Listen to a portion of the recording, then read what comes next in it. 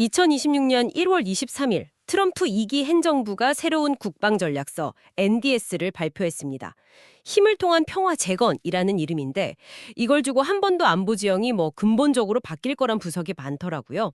그래서 오늘은 이 전략서가 정말 뭘 의미하는 건지, 특히 우리 한반도에 어떤 영향을 줄지 핵심만 한번 깊게 파헤쳐 보려고 합니다. 네, 이번 국방전략서는 방향성이 아주 명확해요.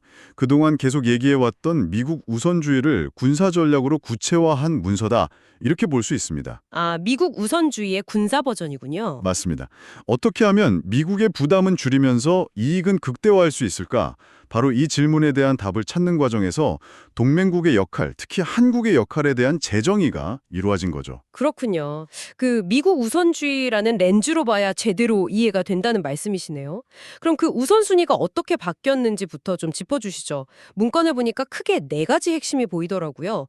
본토 방어, 중국 억제, 그리고 동맹국의 방위비 분담 증가, 또 방위 산업 강화.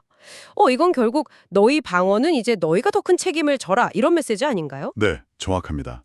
그리고 그 메시지가 가장 선명하게 향하는 곳 중 하나가 바로 한반도입니다. 여기서 정말 흥미로운 지점은요, 북한을 보는 시각이 완전히 달라졌다는 겁니다. 시각이 어떻게 달라졌나요? 예전에는 북한 위협을 주로 한반도에 국한된 문제로 봤다면 이제는 아닙니다. 중국, 러시아, 이란과 함께 미국의 주요 적대국으로 격상시켰어요. 아, 중국, 러시아와 같은 등급으로요? 네, 북한의 핵과 미사일이 더 이상 남의 일이 아니라 미국 본토에 명백하고 즉각적인 위험이 됐다고 거의 선언한 셈이죠. 아, 와, 이건 정말 엄청난 변화네요. 이건 그냥 정책 변화가 아니라 거의 전 세계 위협 지도를 새로 그리는 수준인데요. 그런데 자료에서 좀 이중적이라고 느낀 게 북한의 재래식 전력은 낡았다고 하면서도 핵 같은 비대칭 전력은 미국 본토를 위협할 만큼 고도화됐다고 분석했더라고요. 바로 그 지점이 이 전략의 핵심 논리로 이어집니다. 북한의 핵 위협은 미국 본토에 직접 닿을 만큼 커졌지만 재래식 위협은 한국의 역량으로 충분히 막을 수 있다는 판단인 거죠. 아하. 네, 그래서 전략서는 한국의 군사력, 또 GDP 대비 높은 국방비, 견고한 방산 기반, 심지어 의무 병역 제도까지 언급하면서 한국의 북한을 막아낼 능력과 의지를 모두 갖췄다고 평가합니다. 잠깐만요.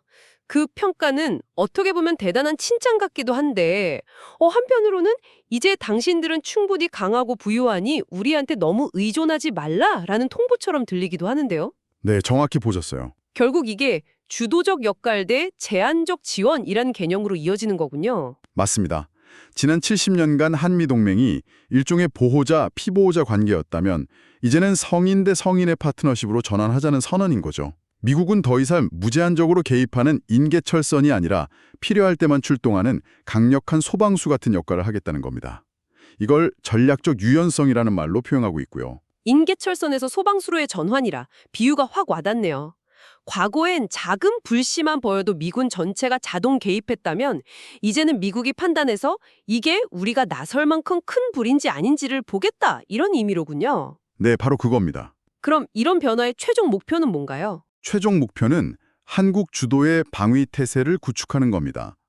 한국이 주도적으로 방어하고 미국은 핵심적인 지원만 제공해서 미국의 부담은 줄이면서도 강력한 동맹은 유지하는 것.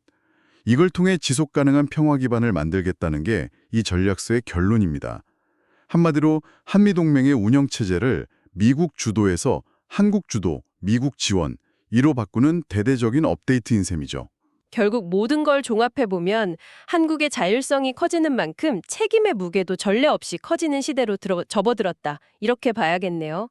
미국의 지원이 제한될 수 있다는 새로운 현실 속에서 우리 스스로의 힘으로 모든 것을 감당해야 할 수도 있다는 뜻이니까요. 맞습니다.